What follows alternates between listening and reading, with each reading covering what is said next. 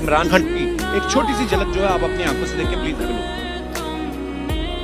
दुनिया की तारीख में बड़े बड़े अमीर लोग आए, कोई आज दुनिया एक अमीर आदमी को याद रखती है, कोई आपको याद है अमीर आदमी आज है, जैसे वो मरता उसके बच्चे ही उसको भूल जाते हैं, बाकी दुनिया तो छोड़े। दुनिया उस इंसान को याद रखती है जो इंसानों के लिए कुछ करके जाता है। इसलिए 100 ग्रेटेस्ट मैन की जो एक किताब है उसमें नंबर 1 हमारे नबी सल्लल्लाहु अलैहि वसल्लम, और हमें कुरान में कहा गया कि उनकी जिंदगी से सीखो।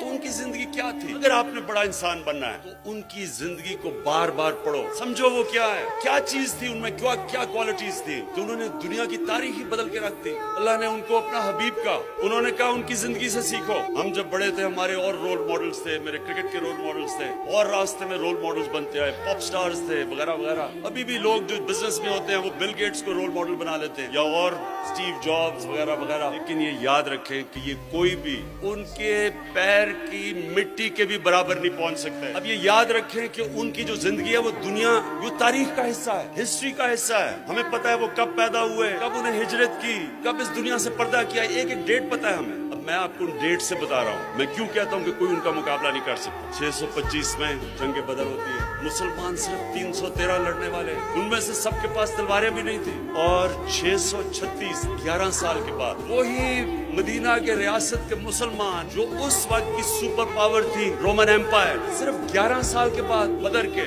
जिधर सिर्फ 313 लड़ने वाले थे, रोमन एम्पायर की जो बैजेंटाइन एम्पायर की जो सदर्न लीजन थी वो 1 लाख फौजी थे और लेटेस्ट हथियार थे उनके। तो 11 साल के बाद यारमुक की जंग में वो घुटने टेक देते मुसलमानों के सामने। ये कोई ग्रीक मैथोलॉजी नहीं है, ये तारीख है। और 638 उसके 2 साल के बाद जो दूसरी सुपर पावर थी पर्शियन एम्पायर, वो कुदसिया की जंग में उनके सामने घुटने टेक देते। तो 13 सालों में, जंग बदर के 13 सालों के बाद दुनिया की सबसे अजीम कौम बन जाती है। क्या किया था? कभी कोई आपने कहीं ऐसी चीज सुनी है कि कोई इतना ऐसा इनकलाब आया हो? और फिर वो सिविलाइजेशन अगले 700 साल तक सबसे बड़े साइंटिस्ट मुसलमान थे, और वो दुनिया की सबसे बड़ी तहजीब थी। मुसलमानों का कैरेक्टर उन्होंने ऐसा बनाया। इंडोनेशिया और मलेशिया में मुसलमान ताजरों को देख के लोग मुसलमान हो गए, ईमानदारी थी उनकी, सच्चाई थी।